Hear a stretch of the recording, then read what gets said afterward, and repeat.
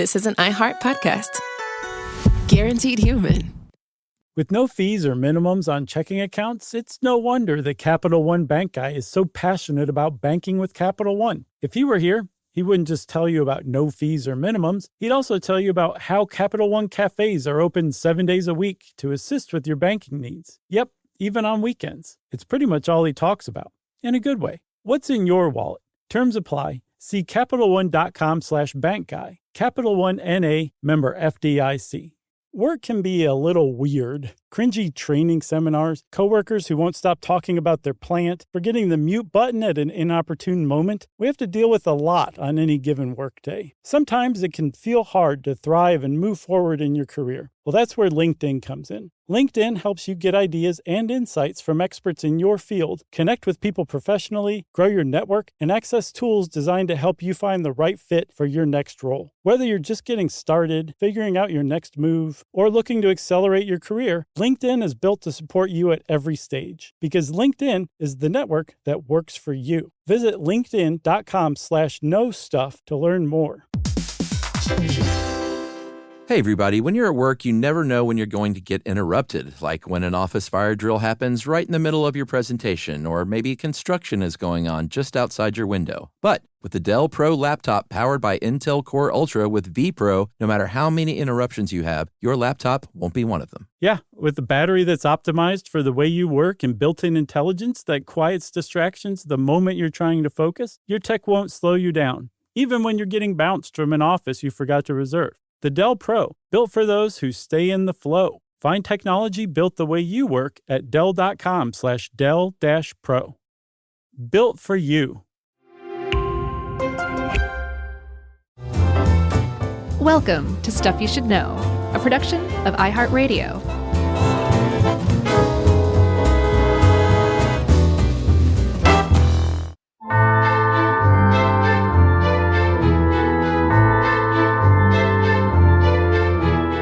Hey, and welcome to the Spook Fest. I'm Josh, and there's Chuck, and we're flying solo today.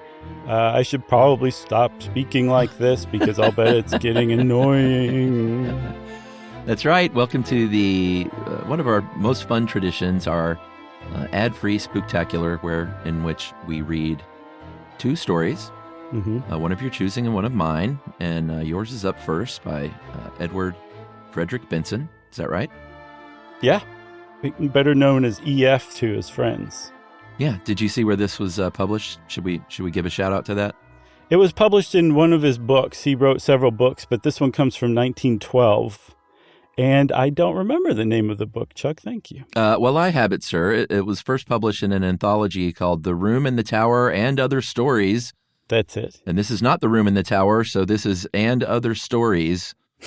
But it's called Caterpillars, and at first I thought, by the way, this was going to be, we read stuff in the public domain. So a lot of these stories are sort of like, the creepy house and the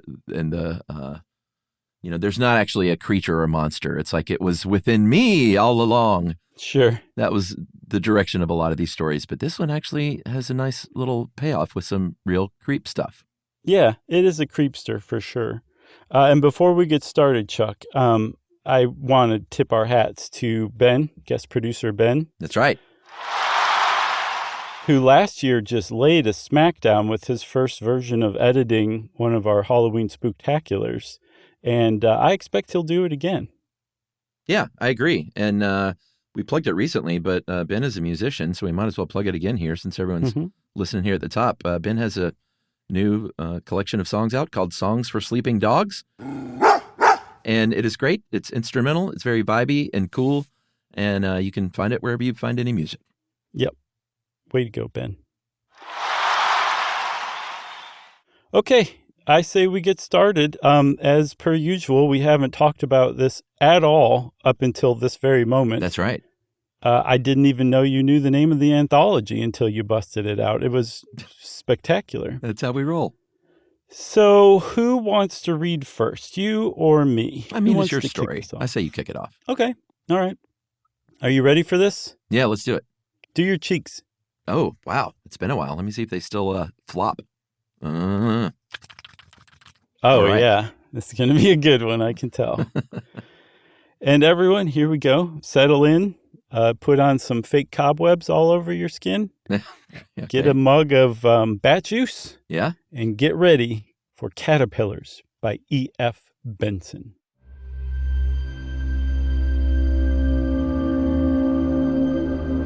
I saw a month or two ago in an Italian paper that the Via Cascana, in which I once stayed, had been pulled down and that a manufactory of some sort was in process of erection on its site. There is therefore no longer any reason for refraining from writing of those things which I myself saw, or imagined I saw, in a certain room and on a certain landing of the via in question, nor from mentioning the circumstances which followed, which may or may not, according to the opinion of the reader, throw some light on or be somehow connected with this experience. Everybody got that? Can I stop you real quick? We're going with via? Yeah. Okay.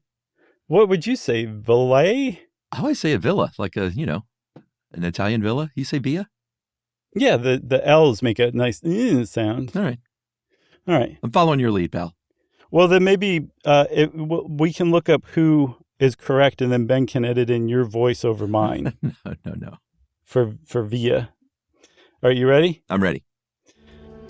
The Cascana was in all ways but one, a perfectly delightful house. Yet, if it were standing now, nothing in the world, I use the phrase in the literal sense, would induce me to set foot in it again. For I believe it to have been haunted in a very terrible and practical manner. Most ghosts, when all is said and done, do not do much harm. They may perhaps terrify, but the person whom they visit usually gets over their visitation. I feel like that's quite a presumption, don't you? Yeah, totally. Like, what about somebody whose hair is white because they're being that scared? That's tough to get over. That's happened. Okay, back to it. They may, on the other hand, be entirely friendly and beneficent. But the appearances in the Via Cascana were not beneficent. And had they made their visit in a very slightly different manner, I do not suppose I should have got over it any more than Arthur Inglis did. What do you think? I think so far so good. We have that scary setup of a creepy place, which seems to be most of our stories. But again, this one goes in a different direction. You want me to keep going? Yeah. I feel like you're doing strong work. Oh, okay. Thank you. The house stood on an ilex-clad hill, ilex being holly bushes. Oh, okay. I looked it up. Not far from Sestri di Levante, on the Italian Riviera, looking out over the iridescent blues of that enchanted sea, while behind it rose the pale green chestnut woods that climb up the hillsides till they give place to the pines that, black in contrast with them, crown the slopes. All round it the garden in the luxurious of mid-spring bloomed and was fragrant, and the scent of magnolia and rose, borne on the salt freshness of the winds from the sea, flowed like a stream through the cool vaulted rooms. Man, this guy can write. This is a very nice house. Yeah, sounds lovely. He continues. On the ground floor, a broad pillared loggia, and I looked this up too. A loggia is a corridor, but that is essentially like a corridor where you'd sit with arches in the front face. It's not just open with like a railing. Okay.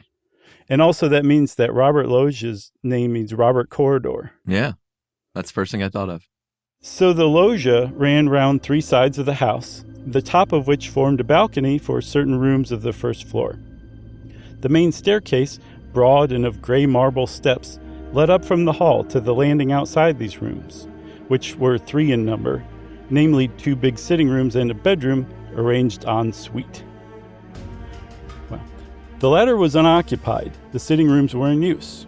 From these, the main staircase was continued to the second floor, where were situated certain bedrooms, one of which I occupied, while from the other side of the first floor landing, some half-dozen steps led to another suite of rooms, where at the time I am speaking of, Arthur Inglis, the artist, had his bedroom and studio. Thus, the landing outside my bedroom at the top of the house commanded both the landing of the first floor and also the steps that led to Inglis's room. Jim Stanley and his wife, finally, whose guest I was, occupied rooms in another wing of the house, where also were the servants' quarters. And I feel like this is way too much detail about this house. That's what they all do, though. All these old stories, I feel like there's always a very detailed sort of map. And at the end of all of them, I feel like they almost should type, does everyone get it? Yeah. Like, I've read this story a bunch of times, and I still don't have any conception, a mental map of this house. It's all just blobs of steps and, like, sitting rooms, you know? Yeah, but having known what happens, really the only important thing you need to know is this guy's staying in a room upstairs, and there's another room close by that's unoccupied. Very nice. Yeah. You want to take over here? Yeah, sure. Sounds like a good switch. I arrived just in time for lunch on a brilliant noon of mid-May. The garden was shouting with color and fragrance. Burnt sienna. And not less delightful after my broiling walk up from the marina should have been the coming from the reverberating heat and blaze of the day into the marble coolness of the villa. Is that what you're going with? Villa? I'm going with villa. Okay. Only, in parentheses, the reader has my bare word for this and nothing more. Only the moment I set foot in this house, I felt that something was wrong. This feeling, I may say, was quite vague, though very strong, and I remember that when I saw letters waiting for me on the table in the hall, I felt certain that the explanation was here. I was convinced that there was bad news of some sort for me, yet when I opened them, I found no such explanation for my premonition. My correspondence all reeked of prosperity, yet this clear miscarriage of a presentiment did not dissipate my uneasiness. In that cool, fragrant house, there was something wrong. So homeboy gets some letters and thinks like, that's what I think is my bad feeling. Like, I've got bad news awaiting me, but it's all great news. But also, keep in mind, he's a house guest, and he plans to stay so long that he's forwarded his mail here. I hope he cleared that with the hosts. Yeah, that's a little weird, too. A lot of presumptions going on here. Yeah. Here we go. I'm at pains to mention this because, to the general view, it may explain that though I am, as a rule, so excellent a sleeper that the extinction of my light on getting into bed is apparently contemporaneous with being called on the following morning, I slept very badly. He could have said I sleep great. Yeah, but I kind of like that one. Yeah, I agree. I slept very badly on my first night in the Villa Cascana. It may also explain the fact that when I did sleep, if it was indeed in sleep that I saw what I thought I saw, I dreamed in a very vivid and original manner. Original, that is to say, in the sense that something that, as far as I knew, had never been previously entered into my consciousness, usurped it then. But since, in addition to this evil premonition, certain words and events occurring during the rest of the day might have suggested something of what I thought happened that night, it will be well to relate them. E.F. Benson never met a parentheses that he didn't like. Oh, man, you ain't kidding. After lunch, then, I went round the house with Mrs. Stanley, and during our tour, she referred, it is true, to the unoccupied bedroom on the first floor, which opened out of the room where we had lunched. A little more mapping going on. Do you want to read her voice? Sure. All right. We left that unoccupied, she said, because Jim and I have a charming bedroom and dressing room, as you saw, in the wing, and if we used it ourselves, we should have to turn the dining room into a dressing room and have our meals downstairs. As it is, however, we have our little flat here. Arthur Inglis has his little flat in the other passage, and I remember, parentheses, aren't I extraordinary, that you once said that the higher up you were in a house, the better you were pleased. So I put you at the top of the house, instead of giving you that room. Eh? And I imagine this guy at this point is like, oh, God, lady, just can I go to my room? Right. Got a crossword puzzle to do. You want to take it from there? Oh, sure. Yeah, go ahead. It is true that a doubt, vague as my uneasy premonition, crossed my mind at this. I did not see why Mrs. Stanley should have explained all this, if there had not been more to explain. I allow, therefore, that the thought that there was something to explain about the unoccupied bedroom was momentarily present to my mind. I got to say, though, I really do love that he did acknowledge what we just acknowledged. Like, she didn't have to say all that. No, and if you're like, what is this guy talking about? So basically, he's laying all this out, and he's letting you know everything that possibly could have influenced him imagining this. Yeah. To leave it to you, the reader / listener, to decide if it was imagined or not. I think that's what he's doing. That's how I'm interpreting it. Same. That's what Cliff Notes said, at least. Yeah. The second thing that may have borne on my dream was this. At dinner, the conversation turned for a moment on ghosts. Inglis, with the certainty of conviction, expressed his belief that anybody who could possibly believe in the existence of supernatural phenomena was unworthy of the name of an ass. Burn. The subject instantly dropped, as you can imagine. As far as I can recollect, nothing else occurred or was said that could bear on what follows. I need to take a sip of water, Chuck. Unworthy of the name of an ass. Yeah, that is pretty low. Yeah, Ennis Inglis is just roasting people. But also, you can see this guy with a walrus mustache wearing a pith helmet at lunch. Yeah. Just being a pompous jerk, and everyone's like, okay, well, I'm not going to say how I feel about it. Yeah, totally. So dinner has taken place, and now he's going to bed. And we know this because he says, we all went to bed rather early, and personally, I yawned my way upstairs, feeling hideously sleepy. My room was rather hot, and I threw all the windows wide, and from without poured in the white light of the moon and the love song of the many nightingales. I undressed quickly and got into bed, but though I had felt so sleepy before, I now felt extremely wide awake. Oh, that's the worst. Yeah, but this guy was okay with it, because he says, but I was quite content to be awake. I did not toss or turn. I felt perfectly happy listening to the song and seeing the light. Then it is possible I may have gone to sleep, and what follows may have been a dream. I thought anyhow that after a time the nightingales ceased singing and the moon sank. I thought also that if for some explained reason I was going to lie awake all night, I might as well read. And I remembered that I had left a book in which I was interested in the dining room on the first floor, which has 17 steps and is catty-corner to the maid's quarters. Each step is but 8 inches in depth and made of white oak. From the Black Forest. Right. So I got out of bed, lit a candle, and went downstairs. I went into the room, saw on a side table the book I had come to look for, and then, simultaneously, saw that the door into the unoccupied bedroom was open. What? Yeah. Not only that, Chuck, a curious gray light, not of dawn nor of moonshine, came out of it, and I looked in. The bed stood just opposite the door, a big 4-poster. Beautiful, lots of carvings. Hung with tapestry at the head. Then I saw that grayish light of the bedroom came from the bed, or rather from what was on the bed. For it was covered with great caterpillars. Get this, a foot or more in length, which crawled over it. They were faintly luminous, and it was the light from them that showed me the room. Instead of the sucker feet of ordinary caterpillars, they had rows of pincers like crabs, and they moved by grasping what they lay on with their pincers and then sliding their bodies forward.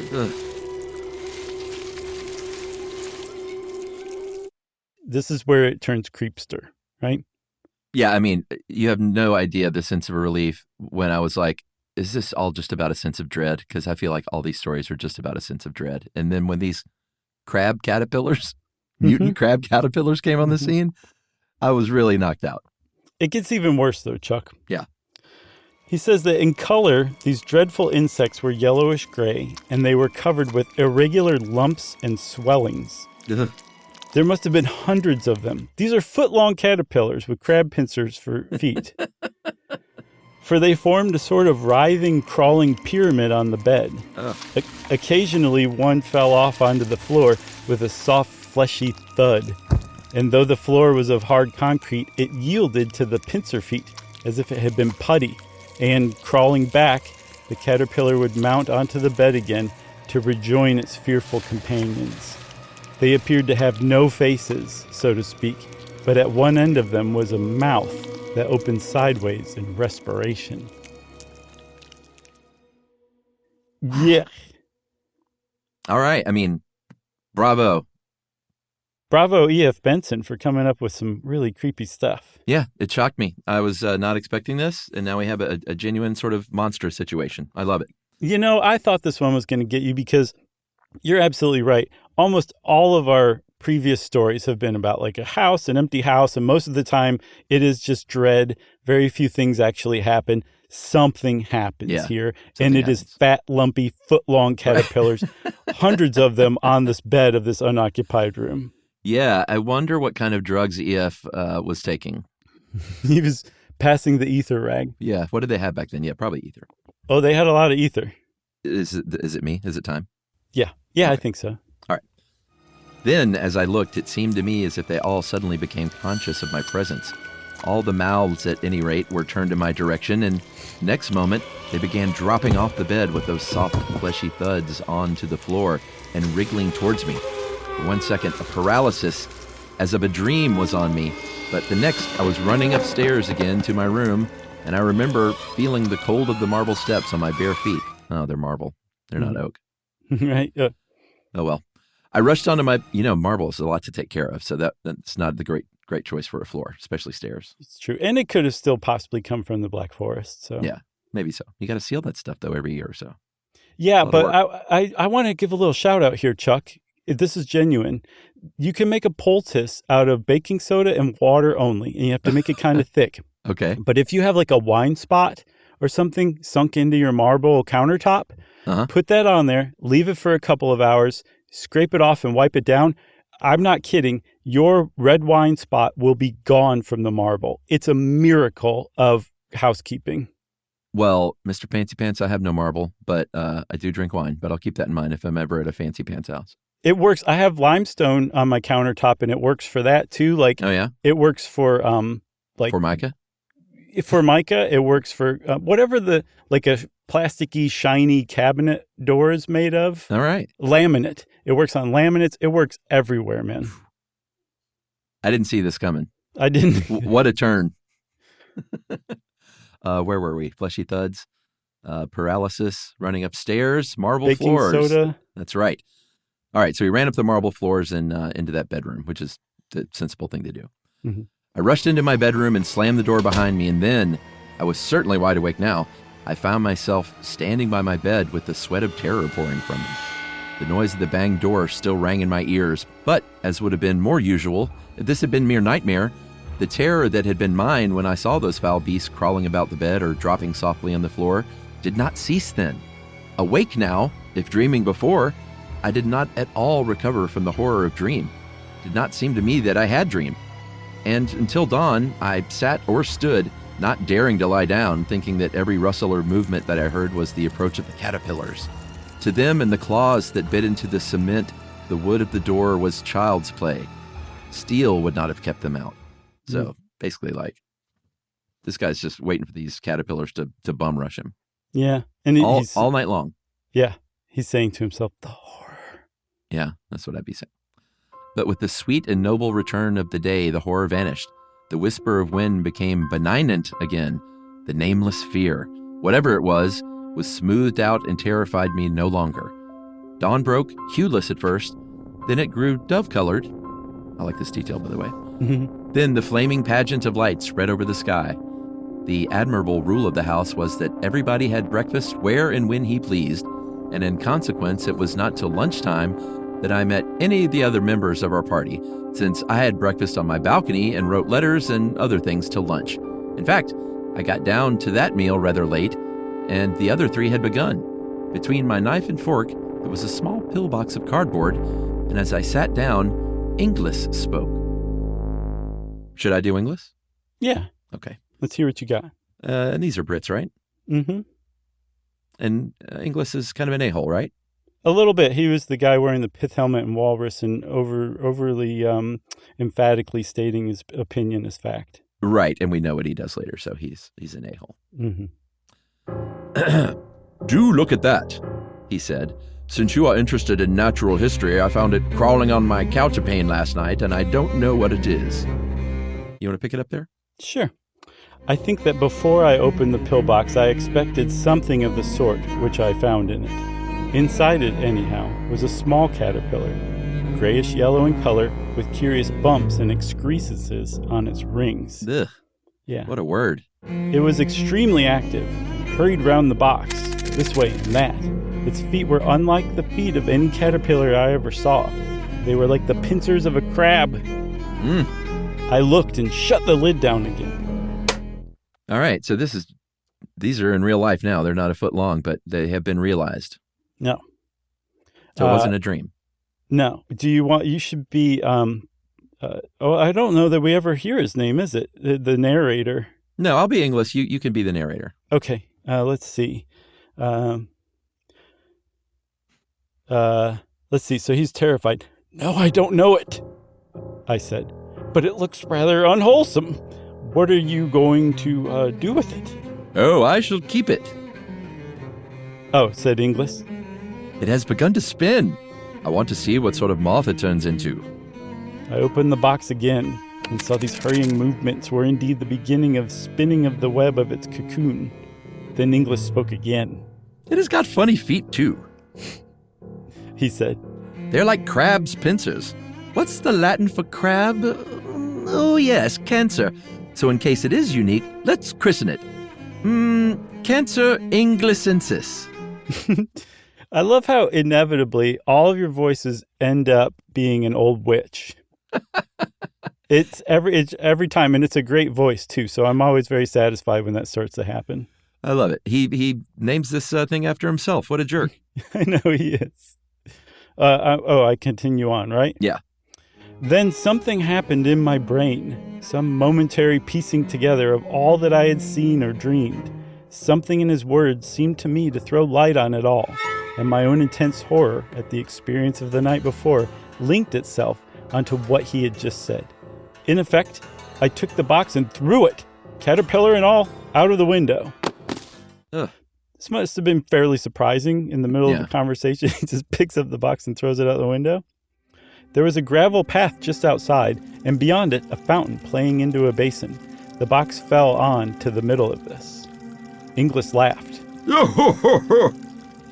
So the students of the occult don't like solid facts, he said. My poor caterpillar. The talk went off again at once to other subjects. I can imagine everybody's a little embarrassed that all this just... So anyway, How about them Yankees? Right. And I have only given in detail as they happen these trivialities in order to be sure myself that I have recorded everything that could have borne on occult subjects or on the subject of caterpillars. He really wants you to know, like, I'm giving you all the stuff here. I'm surprised he didn't say what he had for lunch and breakfast. Agreed. But at the moment when I threw the pillbox into the fountain, I lost my head. My only excuse is that, as is probably plain, the tenant of it was, in miniature, exactly what I had seen crowded onto the bed in the unoccupied room. I think that was an unnecessary thing to point out. Yeah. And though this translation of those phantoms into flesh and blood, or whatever it is the caterpillars are made of, ought perhaps to have relieved some of the horror of the night, as a matter of fact, it did nothing of the kind. It only made the crawling pyramid that covered the bed in the unoccupied room more hideously real. Yeah, I could imagine. Yeah, I wouldn't see this thing that was the actual like simulacrum of what had scared the bejesus out of me the night before. Why would that make you feel any better? No. Agreed. You want me to keep going? It seems like you could do this now. All right, I'll take over. Okay. After lunch, we spent a lazy hour or two strolling about the garden or sitting in the Robert Loggia, and it must have been about 4 o'clock when Stanley and I started off to bathe, down the path that led by the fountain into which I had thrown the pillbox. The water was shallow and clear, and at the bottom of it, I saw its white remains. The water had disintegrated the cardboard, and it had become no more than a few strips and shreds of sodden paper. The center of the fountain was a marble Italian Cupid, which squirted the water out of a wine skin held under his arm. That's not where I was expecting him to say it was squirting from. Nope. A lot of times it comes right out of a little marble peepee. It's a tinkle. It's a tinkle, exactly. And crawling up its leg was the caterpillar. Strange and scarcely credible as it seemed, it must have survived the falling to bits of its prison and made its way to shore, and there it was, out of arm's reach, weaving and waving this way and that as it evolved its cocoon. Then, as I looked at it, it seemed to me again that, like the caterpillar I'd seen last night, it saw me, and breaking out of the threads that surrounded it, crawled down the marble leg of the Cupid and began swimming like a snake across the water of the fountain towards me. Oh, my God. It came with extraordinary speed. The fact of a caterpillar being able to swim was new to me. That's in parentheses, of course. And in another moment was crawling up the marble lip of the basin. Just then, Inglis joined us. Why, if it isn't old Cancer inglisensis again, he said, catching the sight of the beast. What a tearing hurry it is in. We were standing side by side on the path, and when the caterpillar had advanced to within about a yard of us, it stopped and began waving again, as if in doubt as to the direction in which it should go. Then it appeared to make up its mind and crawled onto Inglis's shoe.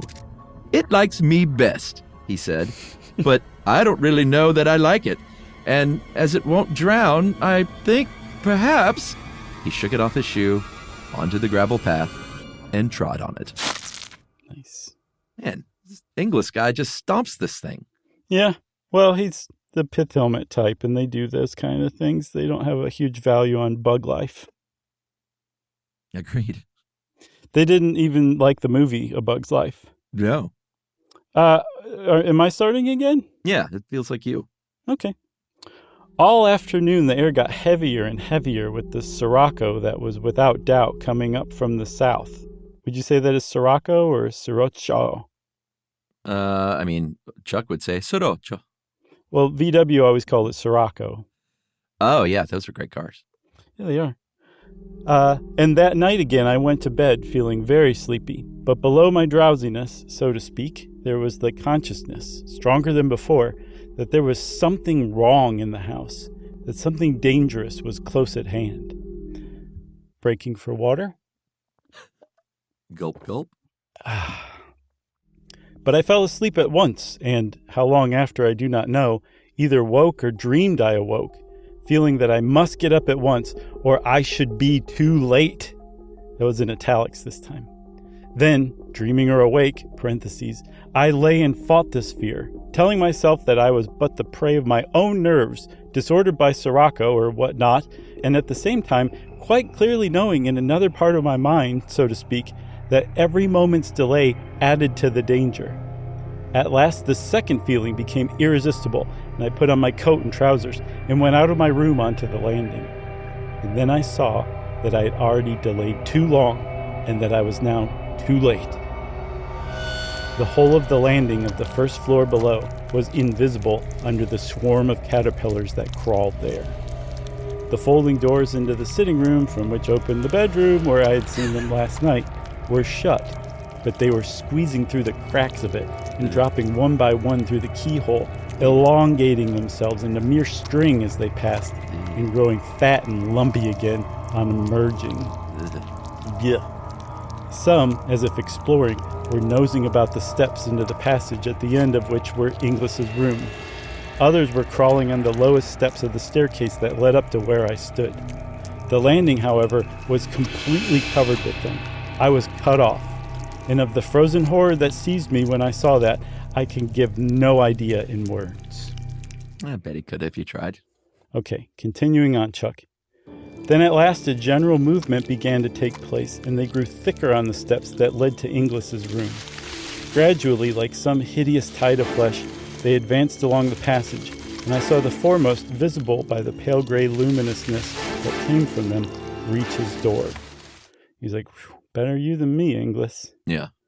Again and again I tried to shout and warn him, in terror all the time that they would turn at the sound of my voice and mount my stair instead. But for all my efforts, I felt no sound came from my throat. They crawled along the hinge crack of his door, passing through as they had done before, and still I stood there making impotent efforts to shout to him, to bid him escape while there was time. This is getting serious. At last, the passage was completely empty. They had all gone, and at that moment I was conscious for the first time of the cold of the marble landing on which I stood barefooted. The dawn was just beginning to break in the eastern sky. Sunrise, always a good sign. Yeah, that seems to chase away the nasties. Yeah. All right, I'm bringing it home? Yeah, bring us home, Chuck. 6 months later, I met Mrs. Stanley in a country house in England. We talked on many subjects, and at last she said, Oh, that's me? I'm her? Oh, yeah. I don't think I've seen you since I got the dreadful news about Arthur Inglis a month ago. And this guy's still scared, so he says, I haven't heard. Said I. No, he's got cancer. They don't even advise an operation, for there is no hope of a cure. He is riddled with it, the doctors say. Now, during all these 6 months, I do not think a day has passed on which I had not had in my mind the dreams, parentheses, or whatever you like to call them, which I had not seen in the Villa Cascana. It is awful, is it not? She continued. And I can't help feeling that he may have caught it at the villa. What's a villa? Caught it at the villa? I asked. She looked at me in blank surprise. Why did you say that? She asked. How did you know?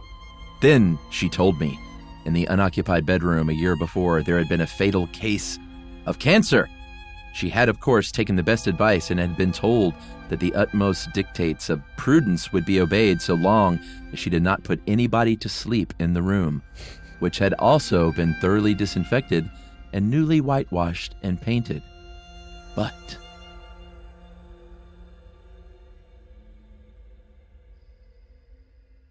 that's it. Yeah, that's it. But ellipses. I even went back and double-checked that I had copied and pasted everything, but I did too. that was it. Yeah, it just ends with, that room had cancer in it, it seems like. Yeah, and those things transferred cancer, which explains why they were lumpy. Sure. They were tumorous, I guess you'd say. And then also when he said that Arthur Inglis called them Cancer Inglisensis, I think. Yeah, Inglisensis. That kind of tripped something in his mind. So, yeah. Was it maybe a dream? It's a vanity tale, right. Morality tale. Was it a dream, Chuck, or did he really experience all this? I think it's all real. I do too. Let's go with that since it's a good horror story. All right, moving on then. We come to my pick, which is, it's called The Deep Drowse. And Drowse. It is, what did I say, browse? The Deep Drowse. And it's this is taken from Weird Tales. Which volume was this? September 1949, the great pulp rag Weird Tales. Mm-hmm. And this is sort of a mysterious case because Allison B. Harding is listed as the writer, but Allison B. Harding is a bit of a mystery, right? Yeah, the closest I've seen is someone on Master is Gene Milligan, but that's pretty far from being proven without a doubt. Yeah, I think so. I've seen various things. I've seen Gene Milligan or Lamont Buchanan or maybe a husband-wife team, but it was a nom de plume. And this is someone who didn't want to be recognized because they wrote, whoever it was, like 10 or 15 stories, most of which were in Weird Tales in like the 40s and 50s, and then just sort of stopped writing and disappeared. Yeah, pretty neat. Really interesting. I think that they were so adamant about their pseudonym because that they were being paid under the table. Oh, maybe so. Mm-hmm.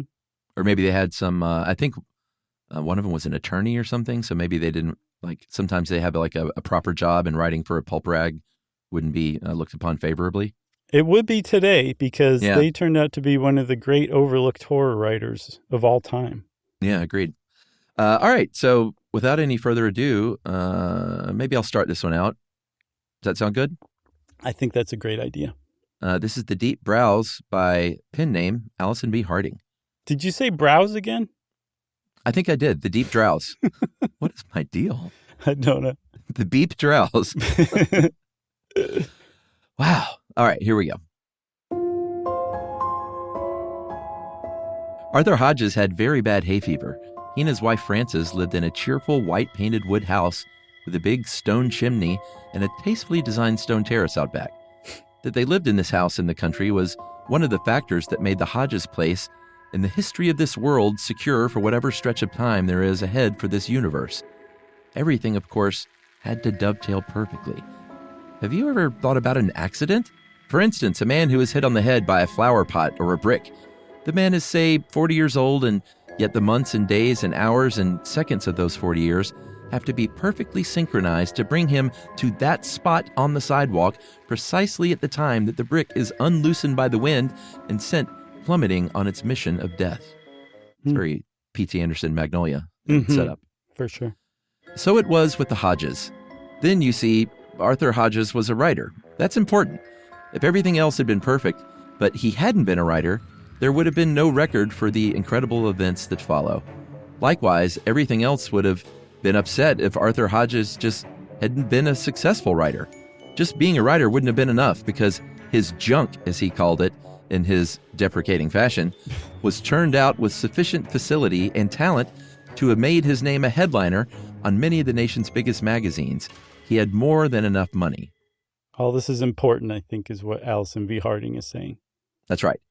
Money meant 2 new autos in the 2-car garage out back, his pretty redhead wife Fran dressed inconspicuously, but in the good taste which signals expensive clothes. And this is, of course, the most important part. He had what he jokingly confided to his neighbors was a hermetically sealed study and bedroom for those summer months when ragweed, timothy, and other such deadly pollens would have made his life in the country quite terrible. They had a joke, Fran and Arthur did, from July through September. He'd take some manuscripts down to the post office to mail and also provide himself with a few other errands in town to keep him away a couple of hours. By the time he got home, depending on the length of his mission, Fran could predict almost exactly how red his eyes would be, how uncomfortable his nose. It's quite a joke. All right, so this is a wealthy, or at least a well-to-do author living in the country, but he has very bad allergies, so he has a safe room. Yes, a hermetically sealed one, too. That's right. You can pick it up from there, my friend. All right. Arthur had a habit of coming in with whatever packages he had collected in the village, banging the summer screen door of the porch and saying, "Funny thing, darling, I feel fine. I guess we'll turn off the damn air conditioning unit and save on our electric bill." But this was always announced in a deeply nasal voice. Oh, let me try that again. "Funny thing, darling, I feel fine. I guess we'll turn off the damn air conditioning unit and save on our electric bill." Oh, man. Going for it. And he would almost immediately subside into a frenzy of sneezing and wheezing, whereupon his wife would push him into the study bedroom part of the house where the engineers who'd installed the expensive but efficient unit swore not a breath of outside air could penetrate. Arthur worked in here most of the day, except for periods of never more than a few hours, when he'd play tennis at the club or use the swimming pool there with Fran and his other friends. If there was a bridge game scheduled, it always took place in Arthur's study. He's got some bad allergies. Yeah. The whole business, in other words, was accepted by the neighbors and nobody thought anything about it. If he'd been poor, Arthur obviously would have had to suffer or live in the city as far away as possible from growing things. But his 3 months of travail had now been neatly gotten around by the Acme Air Conditioning Units Company, Detroit, Michigan.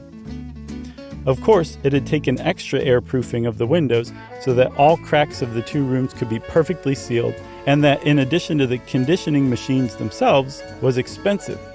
But it kept them both out in the country, which they liked, and had become as much a part of their lives to be taken for granted as the dishwasher in the kitchen or the electric door on the garage. Fancy. Yeah. So now it is easy to see the component parts of the whole affair. Arthur had very bad hay fever, but he liked the country, lived in the country, and got around his July through September agonies because he had the money to purchase for himself a hermetically sealed refuge. And he was a writer. Don't forget that. It's actually written in there. Yeah, with an exclamation point. Yeah, it's a nice little summation. Shall I take over? You shall. All right. It was the late afternoon of August 14th. Fran came back from the village in the convertible to find Arthur out on the lawn practicing with a putter. She forgot to upbraid him for his running nose and swollen eyes because of the important-looking envelope in her hand. A writer's wife gets to sense these things. "Open it up," she ordered. The registered letter was from a movie company. Hodges had been dickering with them on his latest serial for one of the big magazines. The letter was good news. They were offering to buy, and at the kind of fabulous price that movies deal in. "Whoa," said Arthur, holding the open letter in one hand and clutching for his pocket handkerchief with the other. "Well, that's pretty good." He tried, as always, to appear unconcerned, but Fran threw her arms around his neck, gave him a big kiss. "You're wonderful, darling," she cried gaily. He sighed, trying not to show how pleased he was with the news at her attentions. "At least this will pay for the air conditioner for another summer." Man, how does she tolerate this guy? I don't know, but she is pretty kind to him, it seems. Then Fran took him by the elbow and steered him inside. "You get back into the cave," she ordered him. It was their pet name for their sanctified haven of pure, manufactured, pollen-free air. The breeze died down, and with the wind gone, it grew very hot. Fran prepared a cold supper and brought it into Arthur's den. She thought it was actually much nicer here than outside, where the humidity had become oppressive. She looked out across the green country from the window of his study and noticed, in the failing light, the pockets of fog clinging to the lower lies of land. "Art," she said, turning away from her contemplation of the window scene and spooning up some of her potato salad. That's a nice detail. Mm-hmm. She said, "I think we ought to celebrate your latest triumph." She went back to American, by the way. Okay. She forgot where she was from for a moment. He made a deprecating gesture with his hand. "No, I really mean it. We haven't seen some of the old gang for a while. Jack and Cynthia, for instance. We ought to really have them out. And then there's Tim and Mary. Let's have quite a party." He warmed to the idea, thinking about it as she went. She took some plates into the other part of the house and got some ice cream out of the freezer to bring it back to the study. She noticed then how warm the rest of the house was after the clean, cool air of the cave. As an afterthought, she decided first to bring a deck chair in that they'd left on the terrace where she'd been sunning herself in shorts earlier that day. When Fran went outside, she noticed again the oppressive heaviness of the air. It made it hard to breathe. It made her sleepy. With evening approaching, the darkening sky was burned with purple and orange. She thought it probably meant another blisterer tomorrow. She went back into the cave with the ice cream and the plates, slammed the special door, which hermetically sealed it, and they started talking about their plans again. This was the night of August 14th, the night which would initiate Arthur Hodges to the part he would play, which, in its way, would make him as famous in the sweep of history as the names of Darwin or Columbus, or... Fran, aside from being pretty, was a methodical girl. She was self-appointed watchdog of the budget. "No, darling," Fran insisted. "It would be a lot of fun to have a celebration. Next weekend would be fine." And she mentioned his very best friends, the SYSKs and the Barnes. She's pulling out the big guns. "I'm going to call them," she said resolutely. No use trying, Tim. Arthur suggested. "He's one of those office wretches, and you'd simply remind Barry that he wasn't home yet." "It's nearly 8 o'clock, said Fran, reproachfully, with a new look at the small desk clock getting ready to tinkle the news. "I'll try Jack and Cynthia." Doodling with a phone pad, she noted the time, 8 p.m., just as the clock chimed out musically.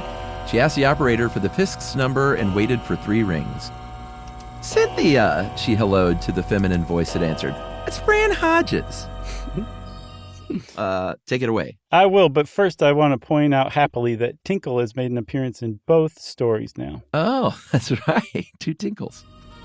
Arthur could hear the other girl squeal with delight over the phone. Fran began to explain the invitation, and from his wife's expression and the noises from the earpiece, Arthur, from the other side of the room, could tell that the invitation had gone over well, and the girls were about to get on all sorts of other subjects. He came over. "Say hello to Cynthia for me, and let me speak to that shyster husband of hers." Fran wrinkled up her nose in mock anger at this interruption of their gossip, but after all, it was his night. "Cynthia, where's Jack?" she relayed over the phone. "Oh, so early. Well, throw some water on him or something. Art wants to speak to him." She covered the mouthpiece with her hand. "Old age has crept up on the barrister. Sin says he's sleeping on the living room sofa." "Probably had one too many on the way home," Art put in irreverently. "Oh, Jack." Fran's attention was called back to the phone.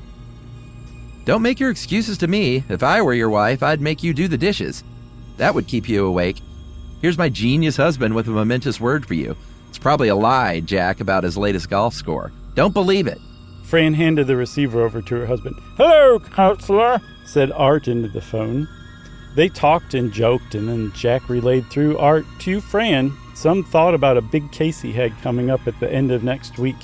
If it broke in a certain way, he'd probably not be able to make it, or at least it would be difficult. He was hearing from the client involved, as a matter of fact, later that evening. Fran made another face and took the phone away from Art. "Jack, put Cynthia back on. You men always louse everything up. Look, Sin, after Jack has heard from this old client, you call us back tonight, will you? Oh, we'll be up till well after midnight. How is it in there? Hot? I bet it is. We're in the cave now to cure Art's sniffles. I stepped outside for a minute after supper and there wasn't a breath of air even here in the country. You be sure and do that, Sin. We'll wait for you. We're going to call Tim and Mary Barnes. We thought we'd get them because you and Jack can always beat them at bridge. Huh! And Art loves Mr. Barnes because He once took him in a golf match. Hear from you later, baby. Fran hung up. It was 8:30. Fran's a real pistol. Mm-hmm. We really shouldn't have talked so long. She reproached. But I guess we can afford it now, can't we, genius? Art ruffled her hair and then kissed an auburn curl on the top of her head. Night rates. He murmured. That's what I'm counting on. Try Tim and Mary. Old man Barnes ought to be home from his vulgar money-making pursuits by now. Gee, I'm glad I don't commute to the city every day and then come back to some suburban neighborhood house that looks so much like the neighbors on either side. You have to be careful you don't go in the wrong door and catch someone else's wife. You skirted very closely to Homer Simpson there for a second. I did. That was a complete accident. I've never been able to do Homer, but now I know the secret. That's amazing. Yes, agreed. I just amazed myself. Should I continue? Sure. Fran gave the suburban number that belonged to the Barnes, and Art stole the phone from her hand. The study window showed that it was completely dark outside now. Mrs. Barnes, Arthur boomed, these are your long-lost country cousins, the Hodges. He frowned a bit, and after a moment, passed the phone back to his wife. His mouth formed the words, think we disturbed them. Fran carried on nobly. Tim wasn't back from the city yet? Was it beastly hot there? Couldn't be much worse off in the city. Oh yes, Fran nodded to reassure Mary. She'd just talked to the SYSKs, and they said the city was simply unbearable. Poor Tim, what was keeping him? Well, anyway, you two need a vacation in the country. How about next weekend? Look, we'll call again a bit later after Tim's home. She hung up. Funny. Fran said it. What? Well, I mean, we lead this bucolic life of solitary splendor where you can't see your next-door neighbor's house without a telescope. We're supposed to be lazy and going to weed while our city friends and their first cousins, the suburbanites, are still supposed to be in there swinging with their eyes on the main chance. What's the point? Arthur asked.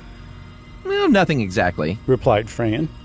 Except when we call these live wires, Jack sounds asleep at the end of a big career-punching day, and Mary, well, I kind of had the sneaky feeling we woke her up. Art nodded. Think you're right. Well, I always said this was the racking out here in the real country. Aren't you glad that I agree with you? Fran came over to his side and rumpled his hair. You wouldn't like it so much out here without me. Honey, he said and kissed her. Mwah. Then he had a thought. You didn't put the garage door down, did you? No, but silly, don't bother about it. It's not going to rain or snow tonight. Might as well, said Art. Principle of the thing and all that, you know. Silly, said Fran. And you might get sneezing again. I hope I do, so I can come back here and really appreciate what this setup is costing me. Homer. What was it again? Yeah, wow. Just a little tinge. A Homeric tinge. This also has just evolved into a John Cheever story where a couple in the country is trying to get their city friends to come out for a night of bridge. Totally. You want to take it? Good call. Sure. He went out and into the un-air-conditioned part of the house. It was very warm, and almost immediately he began to sweat. God, how it must be in the city. He started out the back door and found he couldn't see a thing in the starless night. He came back and got the torch that hung in the coat closet, followed its rays to the garage. He thumbed the down switch that controlled the electric doors, and they rumbled into place. Because he got pleasure out of the accoutrement that science had designed for easier living, he thumbed the up switch and watched the doors rise again. Door goes up, door goes down. It was neat, the whole operation. He let them descend and then stood there with the flash turned off, trying to see if his eyes would grow accustomed to the gloom. Somewhere out towards where the birdbath stood, a firefly pricked the wall of blackness momentarily. He shone the light and picked up the marble path. Oh, more marble. Mm-hmm. You know what's good for that? A poultice made of baking soda and some water. That's right. Arthur walked a few steps away from the house and the garage, past the birdbath, towards the field, enjoying the freedom of these few steps as someone does who has even the relatively inoffensive restriction that he did. Things always look different at night, he reminded himself as he torched the yellow beam of the flashlight here and there. The trees and shrubbery had a particular lifeless aspect, as though they were prop scenery. From the ridge that crowned the southern horizon of his property, the faraway lights of a speeding car shoveled the gloom back for a few instants, and then, with the vehicle gone on its dark errand, there was nothing but the little light in his hand and the occasional, very seldom, pinprick of a firefly off to the left or perhaps over to the right. Anyway. Just not in front of him. Right. The ground underneath his moccasins had its fine sheen of night dew. He could feel the taller blades of grass swish damply against his ankles as he walked. From out of the endless blackness that stretched away from where he stood across the universe, something came that blinked green and red in the sky. It was the mail plane heading for the state capital 100 miles north, and idly he turned his flash upward and pinched the switch in a staccato series, then, thinking foolishly of the action, flicked it off. To them, if anything, it would be as a firefly was to him, a tiny, indistinct something for an instant against the pall of darkness that covered the earth. I just want to add here, Chuck, that if you, listener, like me, thought that was going to become something later on, it doesn't. No. Well, it sort of does, the plane. Yeah. Well, him flashing the plane, I thought something bad was going to come of it, and nothing does whatsoever. Yeah, you're right. But, if a plane flies over in Act 1, it may not fly over in Act 3. That's true. It's a spoiler. Yeah. The plane fled from him into the northern night, fled as though afraid, and a feeling of momentous loneliness welled up inside of him, making him turn abruptly so he could see the lights of the house, their house, Fran's and his. Their house, the one they live in, just right there, where he just came from. Sometimes off to the left, sometimes off to the right. He walked rapidly back and this time secured the front and back doors and windows for the night before rejoining Fran in the cave. You can pick it up, but I believe I'm Fran. You are. Nobody's called, she said petulantly. Have you been outside all this time, fussing with that old garage door that tickles you so? He nodded. How many sneezes? Not one, he avowed, surprised at the realization himself. She squinted at him dubiously. Upon my honor. He put a hand on his heart and raised the other. I don't think there's enough air out there to blow the old pollen around. Mighty stuffy. He sank down in a chair and enjoyed the cool, pure oxygen of the room. I tell you, Fran, this thing's worth it. I mean, even if you didn't have an allergy or ghastly hay fever or anything. I'm picturing Dennis Hopper now in Blue Velvet, sucking off that mask. Yeah, I was trying for Dennis Miller. Kakwee-kwap. This is silly, Fran said after a while longer. I'm going to call the SYSK. They promised to call and they haven't. Fran picked up the receiver and it was just past 10:30. Arthur went over and sat beside her, held his head close to hers. Eavesdropper, she whispered. Eavesdropper. They both had the same reaction when the voice answered. As they said afterward, and as Arthur wrote it, it was, don't forget, he was a writer and he's wealthy. It was Cynthia's voice, and yet it wasn't. Arthur's first thought was that she'd been drinking. Fran, more charitably, thought that she was ill. Darling, you were going to call. Where's Jack? You sound a little funny. Cynthia talked, and as she talked, her voice got stronger. It was so terribly hot there in town, she apologized. Finally, Jack came to the phone, groggy in voice too. Yes, his client had called up quite a long time ago. It had been kind of unsatisfactory, but hang it all, they'd come out the next weekend. I guess I should be Cynthia. Am I going to Monty Python this whole thing? Mm-hmm. All right. All right. Who is Cynthia? What's her motivation? Yeah, exactly. Well, she's not sounding well too, though, right? No, she sounds very tired. Okay. Gee, I think we need to get away. Cynthia confided. Jack's just worn out, and I feel pretty bush too. Then Fran couldn't get Cynthia's attention for a few minutes. And when the other girl came back on the phone, she had an edge of excitement in her voice, Chuck. Can you hear that, Fran? I mean, over the phone? Listen as I hold the mouthpiece this way. Can you hear it? Fran listened intently, and Arthur pressed his ear as close to the receiver as he could. There was something like a hissing radiator or boiler letting off steam. Cynthia came back on. I don't know. I think the heat's got us. We just love to come out to the country and stay. Before they rang up, which means hung up, Cynthia dropped the phone once and had to pick it up. Fran hung up, worried. Drunk, said Arthur. His hay fever had come back. Don't be silly. His wife, is it remonstrated? I think remonstrated. Okay. Or I don't know. Remonstrated sounds right too. But also, it looks a lot like demonstrated, but the D and the R were switched at birth. That's right. Don't be silly. Oh, his wife remonstrated? She doesn't drink. Jack, maybe once in a while, but she doesn't. I'm worried. I think they're both sick, like food poisoning or something. So now his hay fever is coming in and out by the second. Well, as long as it's over by next weekend, Arthur put in. Go ahead, try the Barnes. And my little technique didn't work as well as I thought, but I was ramming the sides of my nose, trying to come in and out of a nasally quality. And I can tell you from experience, it doesn't work. Okay. Don't try it at home. Fran gave the number and waited. The connection took quite a while, and when it was made, Arthur saw his wife's face tighten. I can hardly hear you, Mary. What is it? Yes, it's Fran Hodges. We're calling up about next weekend. What? Mary, it's awfully hard to understand you. Must be a bad connection. What's wrong with Tim? Arthur was watching her expression from the lounge chair. Yes, he's probably been working too hard. You don't sound too spry yourself, my chicken. Hey, listen. You both need a rest. What? Hear what? Fran's face blanched a bit then, and her eyes sought Arthur's. Now, you just pack yourself into bed, young lady, and make your plans tomorrow morning with that overworked, money-making husband of yours. Come out before the weekend. Have Tim knock off. Come out Wednesday or Thursday. We'd love to have you anytime. Fran hung up slowly. I think our friends are all giving out. She sounded awfully funny and said, "Oh, you men are terrible." She said she couldn't seem to wake Tim up, that he got back from the station and just sort of collapsed. Apparently it's catching.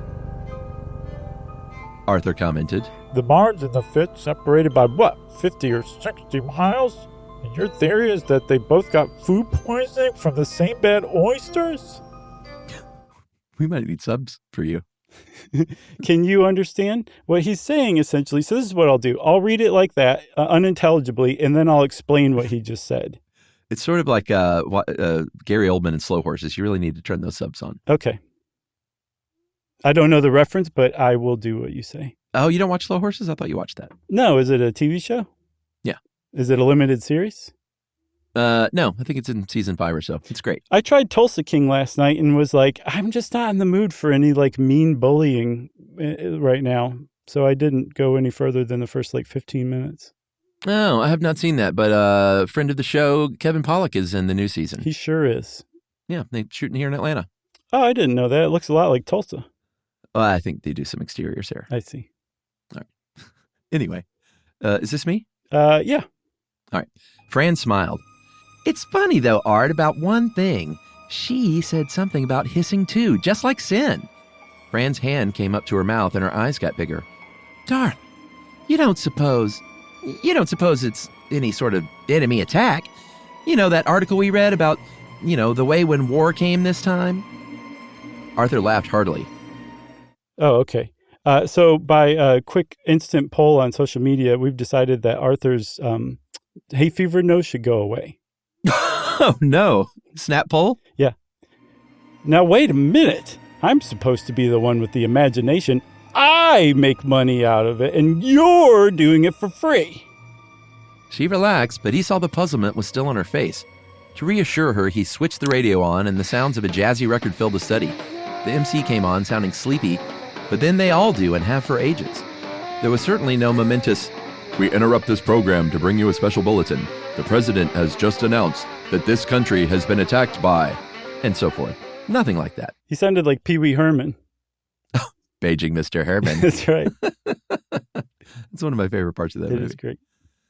He saw that Fran's fright had passed, but then she said resolutely, "Turn that thing down, Art, will you? I'm going to call Jack and Cynthia again." So we did another snap poll, and it turns out people did like the nasally voice after all. Great. It's back. Now look, this time you really are going to wake them up. It's getting hot towards midnight. But Art knew his wife, and when she was determined to do something, she did it. Luckily, he reflected, many times in the past it usually had turned out to be the right thing. He shrugged his shoulders and said half-jokingly, Well, I warned you. After this, they'll never even think of accepting our invitation next weekend. We'll be in their doghouse for weeks. Fran dialed the operator, gave the number, and in the interim, before the connection was made, the quiet of the country seemed to press from the black out of doors around them in this lit oasis of the night. "Takes that operator an awfully long time," said Fran aloud. Finally, the ringing commenced. It seemed interminable to Art, sitting on the other side of the room. At last there was an answer, for Fran said, "Hello, Cynthia. But all was not well, Art knew, from the way his wife's hand tightened to whiteness around the receiver. Fran seemed to be explaining, pleading, and finally, Arthur came to her side and spoke down to her upturned face. What's the matter? She shook her head. He took the phone, and a sloth's voice assailed him, droning on. Fran was sitting on the edge of her chair, terrified. Cynthia! He called sharply. What's wrong? Are you ill? Where's Jack? Put him on. He could barely make sense out of this thing. Cynthia was saying slowly, laboriously, as though drugged or sick, that Jack had passed out, and that, funny, she couldn't seem to get any help. He listened for a moment more and then hung up quickly. He dialed for the operator, and after long seconds, she came on. I'm going to call Dr. McCollum in town. You remember him. Fran nodded approval. So something really weird is going on with everybody. Yeah, this is no John Cheever. No, I suspect it has something to do with the shrubbery looking like movie props. Yeah. Oh, I'm going to start up again. You ready? Yeah, I'm ready. He was a physician they'd known. This is Dr. McCollum, who Art's calling. He was a physician they'd known when they lived not many blocks away from the SYSKs. The McCollum connection seemed to take an eternity, and then there was a voice at the other end. Arthur asked for the doctor, and the voice said slowly, Dr. McCollum speaking. Hodges identified himself and told what he thought, that the SYSKs, good friends of his, were apparently unable to get aid. Could Dr. McCollum go himself or get someone? There was a long pause. Then the voice answered, Funny, Hodges. Damn funny. Something strange. There was a noise and an interruption. Arthur's hellos brought no new response. He kept his back to Fran as he hung up for fear she would find fuel for her fright in his expression. He would try the barns. The minutes ticked away. Their village operator was apparently... No, here she was. He gave the number, and there was another long wait, and then the sound of ringing in the city suburb. He waited no usual time, but allowed fully 5 minutes. Finally, he pictured the scene. The phone was dragged from its cradle. It was Tim, a lethargic Tim, who slurred his words. Arthur asked Tim if Mary was all right. Asleep, Was the mumbled answer. You know what's happening. What? The Deep Drowse. The Deep Drowse. The Deep Drowse is happening. Okay. Arthur spoke quickly then. I want you to listen to me carefully. Call a doctor, Tim, or your local police. Do it immediately. Do you hear me? hear you. Echoed the voice weakly. Tell them how you feel and ask for help. Do that, Tim. Do it right away. The voice at the other end gurgled something unintelligibly. Arthur cradled the phone. He turned squarely to face Fran. Something's happened, darling. I don't know what. See what you can get on the radio. She jumped at his bidding. He was at the phone again, dialing. Finally, the operator, sounding like Cynthia, like Dr. McCollum, like Tim. The police, He said distinctly. great band.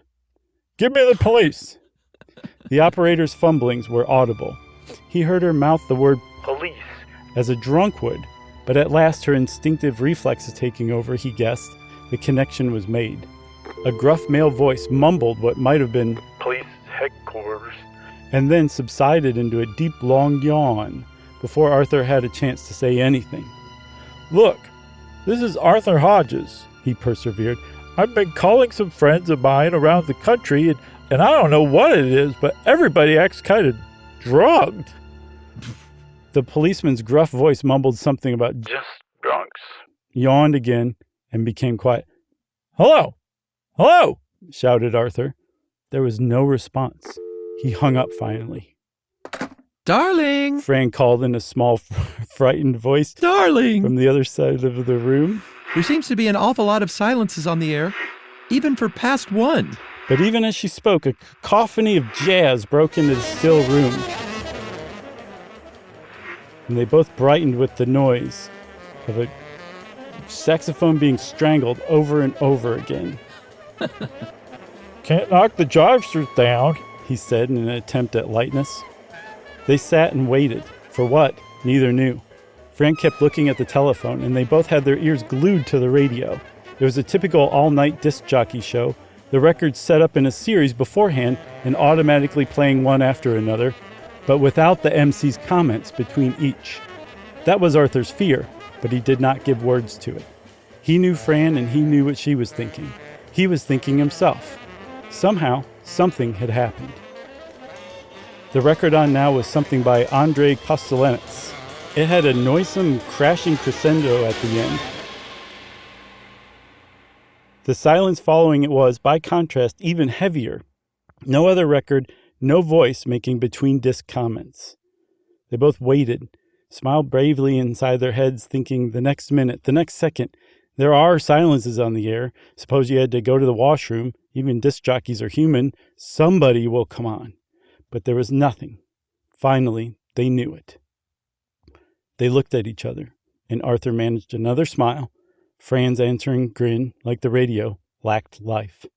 To keep busy and to keep from saying anything, Arthur picked up the phone again. He held it free for 15 minutes, dialing at intervals, but there was no operator, and the telephone was as dead as if he must wait till tomorrow for it to be invented. All right, should I pick it up? Mm-hmm. All right, here we go. There were still the dial numbers left to him, and one after another, Arthur methodically dialed the numbers of friends and acquaintances hereabouts. The phones would ring, each with their different timbre, but there were no answers. Across the dark brow of the town, with its mantle of night, from this valley and this ridge, on across the black-shrouded lanes and vales and hills, the phones chimed and vibrated and rang and shrilled. But they stopped only when he admitted defeat by hanging up. Across this town, and further, much further as he knew, there seemed no one. A peculiar theory was forming in Arthur's mind. After all, they were all right. Unaffected, apparently. There was a Mr. Hoskins, a small bent man who was caretaker at the movie house. He took tickets and often worked in the projection room and slept in the barn-like building at night. For he, like Arthur, was a hay fever sufferer. The building was air-conditioned, even though not with the scientific perfection of the cave. Anyway, Hoskins swore it helped. So Arthur called the theater, knowing that the late movie would have been out now for about an hour. The phone was downstairs. He could picture it from his and Fran's excursions there by a window in the lobby. Hoskins' room was above. The phone rang and rang. It was like those others. As he was about to give up, a click made it suddenly, importantly different. And there was Hoskins, his old man's quavering voice, sleepy and querulous. But it made sense as he understood when Arthur identified himself. Listen, Mr. Hoskins, listen very carefully. Your life may depend on it. The other man made some protest about, was this a joke? But Arthur went on. Whatever you do, Mr. Hoskins, don't go. But the caretaker broke in. I think you're the caretaker, if anybody. Okay. You were born to play that part. That's right. Wait up, Mr. Hodges. Mr. Hodges, through the window here, I can see into the street. There's really some people lying there, Mr. Hodges. Think there must have been an accident. I'll have to go out and see. See? That was wonderful. I could not have Thank come you. up with that one. Take it over. Oh. Even as Arthur screamed at the man, No, whatever you do, don't go out. he knew it was too late. The phone clicked, and Hoskins was off on his errand. There must be others like that, Arthur reasoned, in the country, in the state, the nation. But who knew how broad this was, or what it was?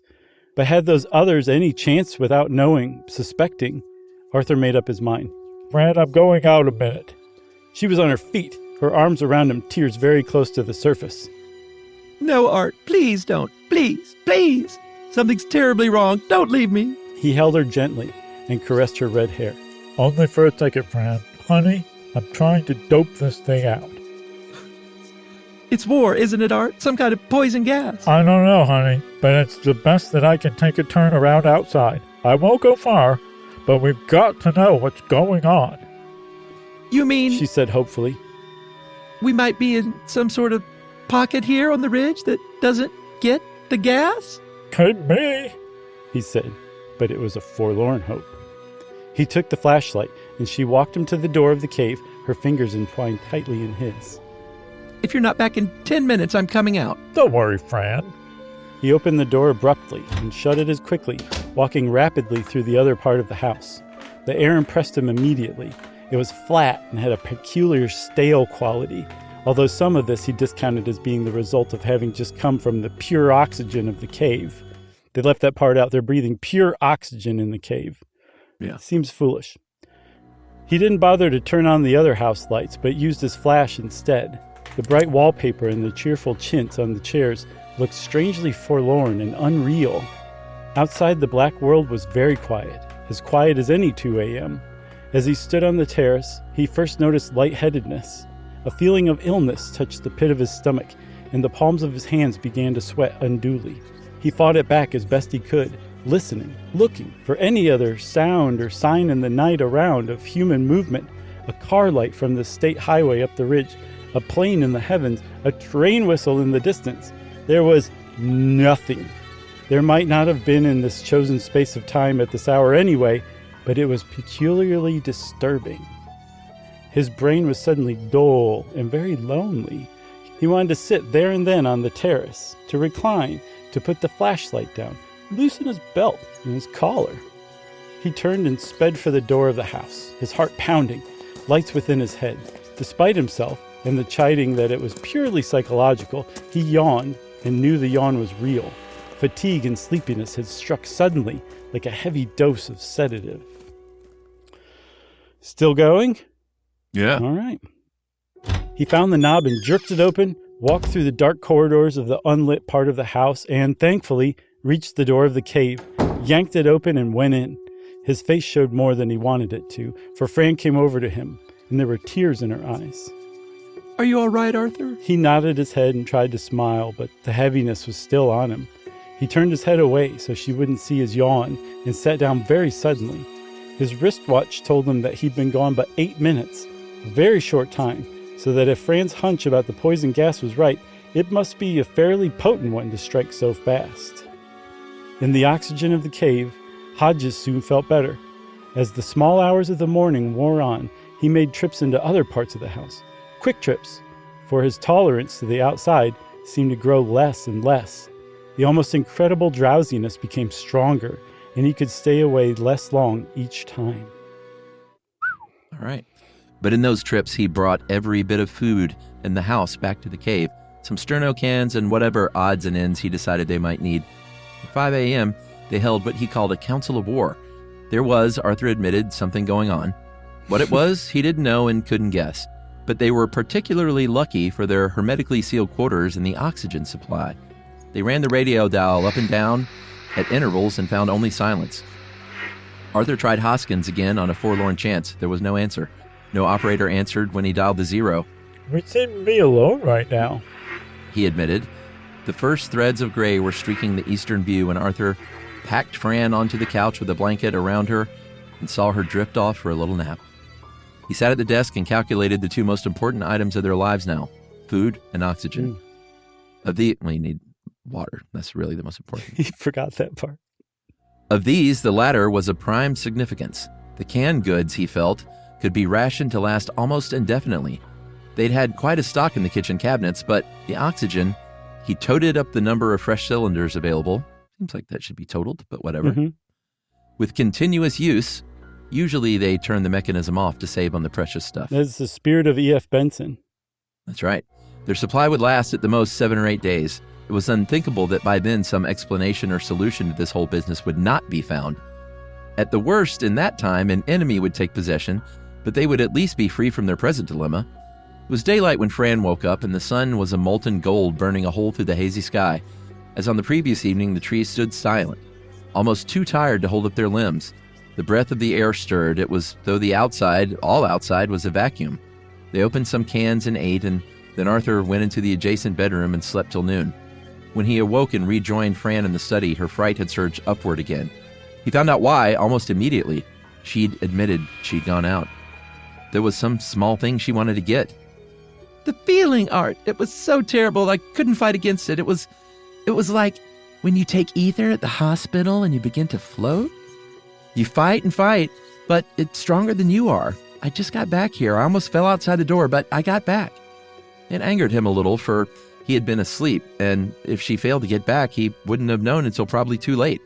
They swore not to leave the cave hereafter at all, unless absolutely necessary, and then only while the others stood by inside to perform rescue work if need be.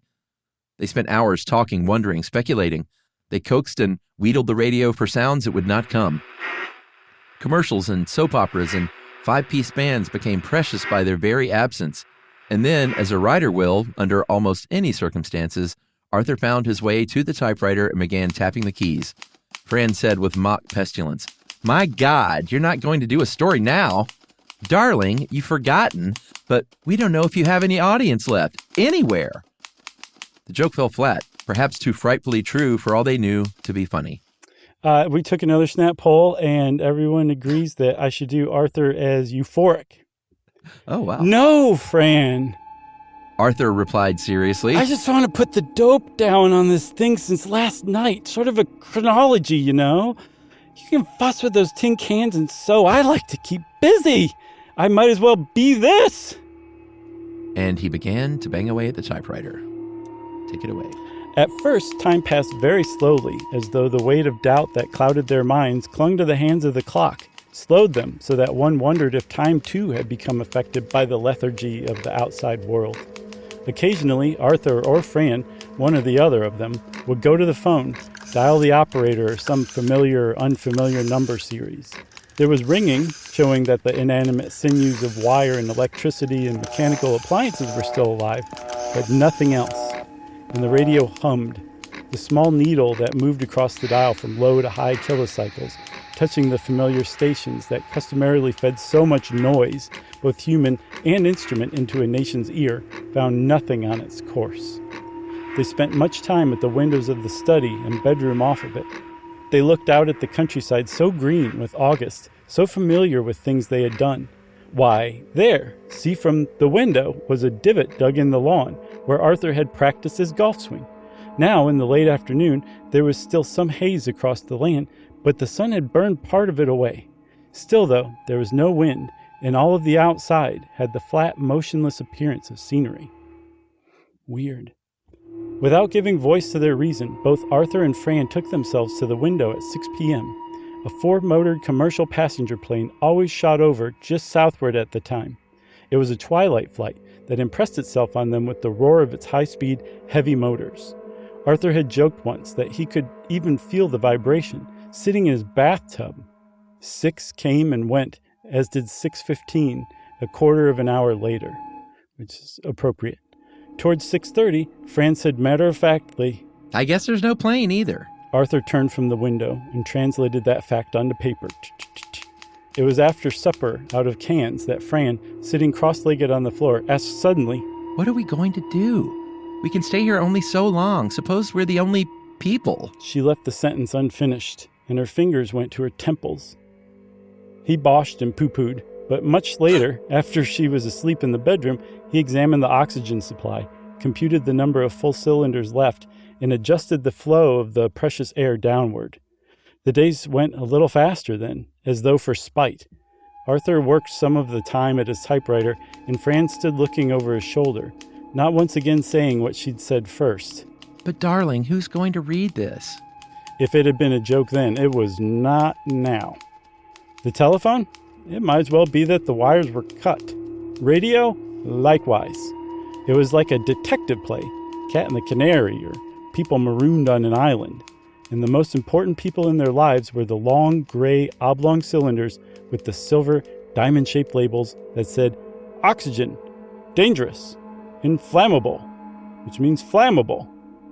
They were people. They lived, or at least they contributed life, and their 2 lives would last just so long. "Darling, I've got an awful headache. I feel funny." And Arthur would have to turn up the oxygen supply a bit more, for it was quite suddenly 7 days now, the length of time their air supply would last them.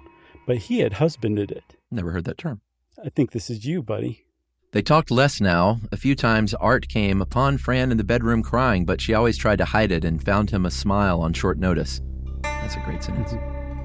Toward the end of their allotted time, as Arthur could figure it, as the last cylinder hissed out its oxygen, he wondered whether it would be better to stay here in the cave and let the stale air slowly, ever so slowly, sap their strength and their senses, or whether they should open the door and go outside into whatever there was waiting out there. But Fran, to whom he had not wanted to bring up the subject, had thought of it too, spoke of it, and together they decided that the known, capital K, was better than the unknown, capital U. Besides, they'd had experience out there, and the memory of that sudden melancholy and pathological drowsiness was not all pleasant. They started on what must be the last day. Arthur announced somewhat weakly, for there wasn't much air left, that they'd stretched the oxygen out 5 days more than he'd figured. "The 12th day," murmured Fran. It reminded her of something biblical. Arthur had finished whatever he had to finish at the typewriter earlier with nearly the last of the strength in his fingers. The page merely gave the facts of their predicament, the supreme fact of which was that their fresh oxygen had been gone since early morning. Nobody had worried about opening a can of food this day. Instead, they found themselves arm in arm in the settee by the window. He gave Fran an affectionate squeeze and noted with a terrible sadness that must be controlled for her sake how pale she looked. He knew that he likewise must look affright. They'd leaned their heads together, their foreheads rested against the window pane. It was another warm day from the feel of the thick glass, and already the temperature of the room, without its fresh, mechanically cooled oxygen, had risen noticeably. It was no day to die, Arthur thought, as men have thought of every day so marked by destiny. Capital D. He looked at the greenness outside, the sameness. So funny that all this had happened, that all this could have happened. He felt very tired. His breath was shallow and unsatisfying. Fran pressed against him, and he'd managed to turn his head. She was crying, and he kissed her, their mouths dry, except for where a tear ran down and touched their lips in union. Sweet. This would be, at least, their way to die. As completely together as two people could be. Not quite. And that had compensation. He was going to tell her after the kiss how much he loved her when her head moved away from his. Her eyes slid from his eyes to peer out. They widened, and a little gasp came from her mouth. He turned. It was an effort. He looked where she was looking, through the window, into the outside, the lawn. Dun, dun, dun. Take it away. Before I do, I should say to all of the listeners who are used to our episodes for Halloween and are like, wow, this one's going really long. We don't practice these, and we had no idea how long this one was going to be. So we're finding out with you. I read this in 20 minutes myself, but, it's different. Did you speed read it? No, Well, I added some time with all of my jokes and snap pulls, quips and stupid stuff in the first one. Oh, that's right. Let's get on with it. Oh, okay. The lifeless stage scenery had become alive, for there, hopping nonchalantly across the grass, was a plump brown rabbit. Oh. It seemed to eye their window for a moment as though it knew of the two people there, and then it hippity-hopped unconcernedly on toward the terrace. The two overwhelmed people turned from their window, uttered small, meaningless noises.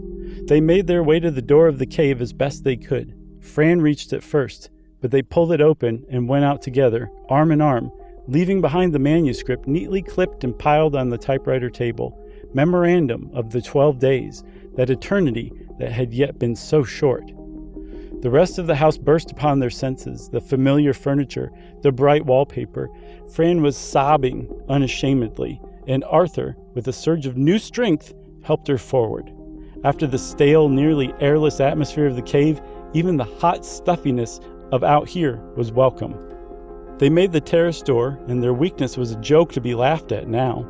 They went out. They staggered out onto the lawn, and the sod beneath their feet, hard and dry for lack of rain, still was a treat for their footsteps. They had not walked far when Arthur realized, with the stabbing shock of a knife in the heart, that all was not well. The same feelings as before, not the weakness and suffocation of the cave a few moments earlier, but the before, when they'd been outside since this terrible thing had happened. He turned abruptly and almost fell, and they reached for each other for mutual support. He saw that Fran was so affected too. They had not walked far, but it was too far. The stretch of lawn to the terrace, to the back door, was impossible leagues uphill, dragging weight beyond measure. They fell together and lay close, panting into one another's face. There was simply an overwhelming desire to sleep, to rest now. Arthur saw it in Fran's face, and he had not the heart to hold up her bedtime, nor the strength to stay sleeping himself. The grass was home and a mattress, and as his head came down to it, the greenness enfolded and engulfed him. The rabbit, meantime, hopped unconcerned around the corner of the house, and perhaps wondered at the strange antics of these humans as he took his plump brown body across the lawn and into the field beyond. All right. This is about to get Scooby-Dooed. It is, but also I just want to say I triumphantly finished Arthur's parts. Well done. Bravo. Bravo. Same to you, my friend. You did a great Sin, Thanks. a great Fran, a great Mr. Hoskins, all of them. Bam. Appreciate it. Nice work. All right, I'll take this part and then you can take it home at the next. Okay. Here we go. The conclusion of the Deep Drowse. The Institute of Hieroglyphics had made an intensive study of all such data, particularly with an eye to evaluating and discovering new facts concerning that momentous change in the solar system, whose influences had caused what came to be known in future eons as the suspension. Capital T, capital S. Amazingly enough, one of the clearest records found, for in the beginning it did not seem possible that this species could be wiped out universally and so abruptly, was one made by a biped who confessed ability in existence was the making of hieroglyphics. It had taken much time, of course, for the Institute and other such institutes to understand these record symbols of another age.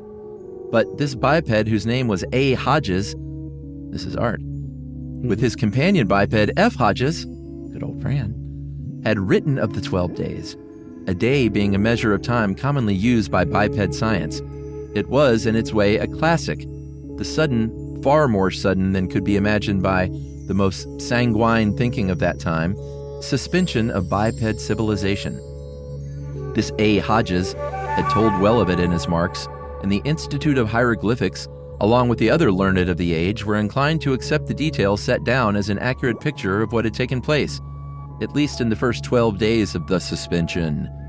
From the start of this event, which biped thinking would have unquestionably accepted and labeled a catastrophe to the end of the record, there was, interestingly enough, no accurate guesses on the part of the one identified as A. Hodges as to the real significance of what was happening. Those who had studied tribal customs and actions of the biped world averred that in that faraway period the chief concern of any segment was that some other faction would make war upon them, a word which had vanished from the now, capital N, but meant the violent attack with intent to destroy as much in the way of living organisms and material as possible.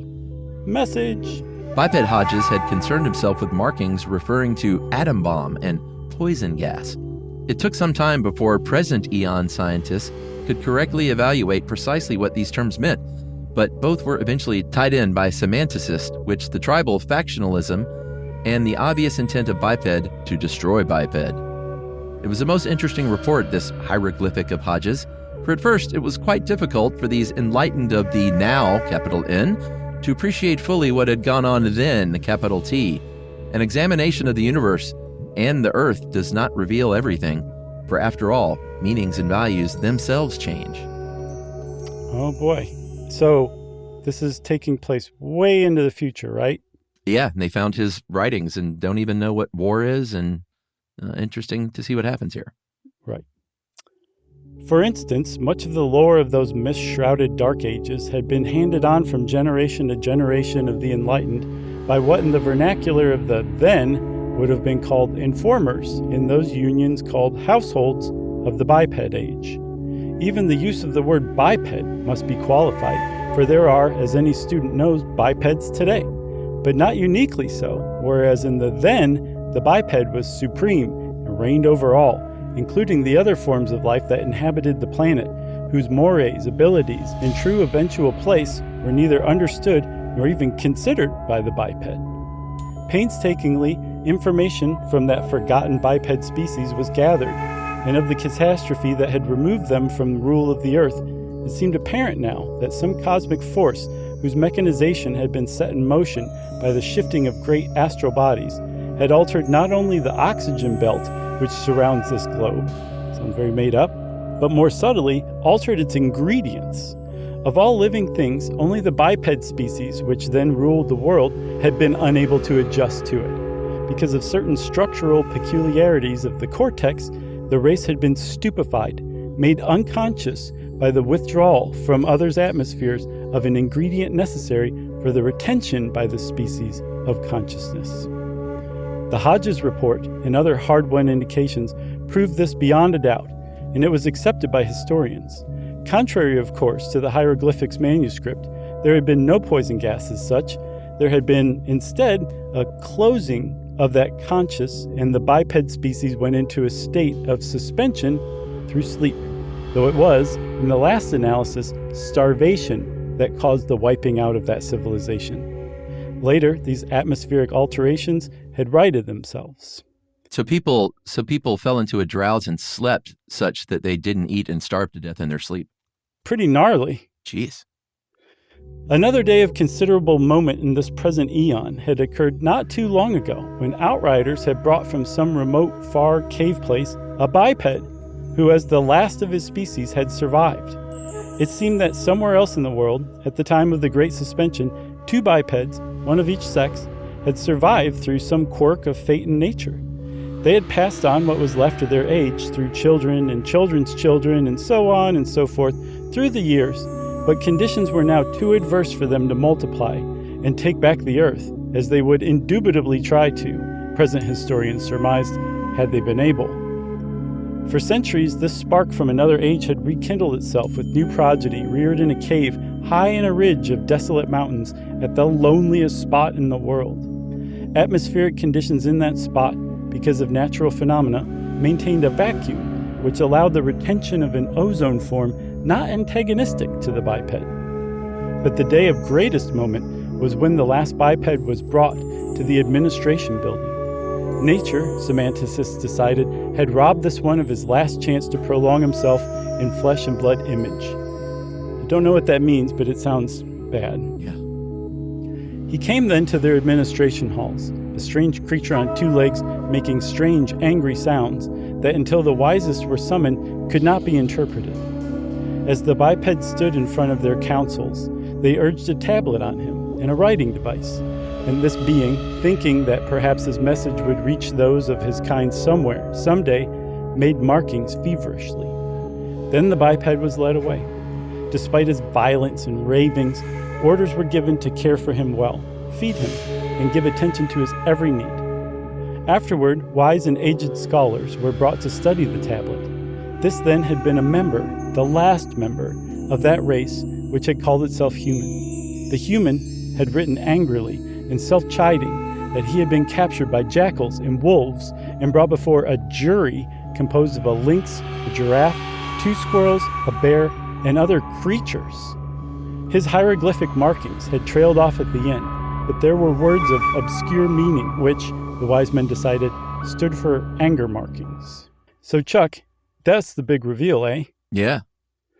We'll talk about it in a second. Okay.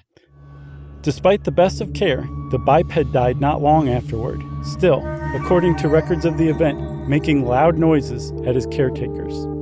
In reviewings of the whole affair at Animal Institute, it was decided that this fact, far more clearly than any markings or other dead evidence that had been found, illustrated the basic unfitness of the biped civilization, which had so proudly called itself human.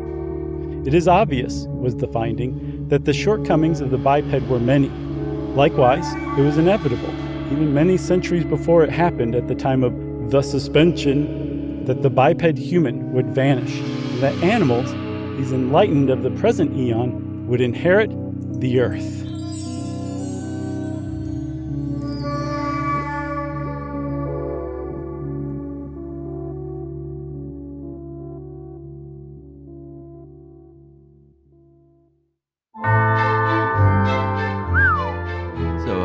Sort of Planet of the Apes? Yeah, kind of, but with giraffes this time and squirrels. Yeah, this is a good one. I will say it's a 15-pager that could have been 9. Easily. I mean, the whole, boondoggle about trying to get the neighbors to come out 7 times. It was a bit much. Yeah, but it was still good, and you can see why Gene Milligan was the best. Yeah, agreed. And that's the Spooktacular 2025 style. Yeah. And I'm pretty happy with it, Chuck. Yeah, I can't wait to see what Ben and Jerry do with this thing. Yeah, same here. And to all of you, while we're waiting for Ben and Jerry to whip this thing into good shape, happy Halloween to you. Enjoy lots of candy. Look out for razor blades and apples and all of that stuff. And we'll see you back in regular time after Halloween.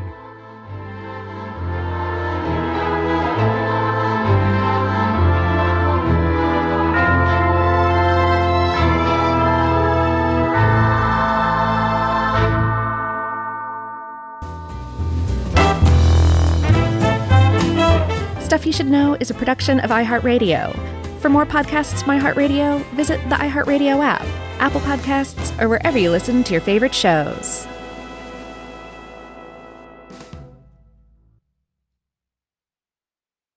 Geico presents a 30-second podcast between your podcast.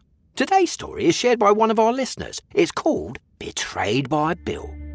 It was in that moment I caught who was staring back at me in betrayal, or more like what?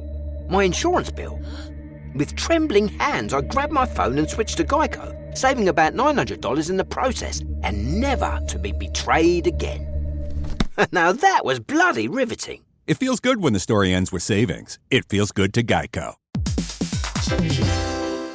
Every parent should know the car ride soundtrack. Are we there yet? How much longer? I'm bored. Well, if you're taking an extensive car ride anywhere and you've downloaded the Lingo Kids app prior to leaving the house, you may experience something strange, right, Chuck? That's right. You may experience silence from the back seat. Your kid may go an entire car ride without asking once if they were there yet. How about that? And by chance of miracle, they may even ask if you could drive longer. Yeah, that's the magic in Lingo Kids. Over 4,000 interactive games, songs, and shows, including their favorite Disney characters. It turns the longest drives into the easiest ones, and honestly, you won't understand why you didn't download it sooner. That's right. Lingo Kids is the #1 entertainment platform for young kids, and it's free to download. Or go Plus with the Lingo Kids subscription and unlock even more content your kids won't be able to get enough of. You can save up to 60% on the yearly plan. Just search Lingo Kids in the App Store or Google Play. Lingo Kids, everything kids love. You know, you could be adored by everyone and still completely ignored by your cat. Trust me, I know. But if you feed your cat Sheba, you can go from being ignored to truly adored in 12 days guaranteed or your money back. Sheba has a full menu of products, appetizers, entrees, treats, even a kitten's menu. It's so cute. So Sheba has a product for even the pickiest eater. Like Sheba Puree, it's made with bone broth, they're chef-inspired flavors, it's got a smooth and creamy texture that cats love, and contains no corn, wheat, soy, or artificial flavors. It's food that your cat's gonna love. To learn more, check out Sheba.com. That's SHEBA.com. This is an iHeart podcast. Guaranteed human.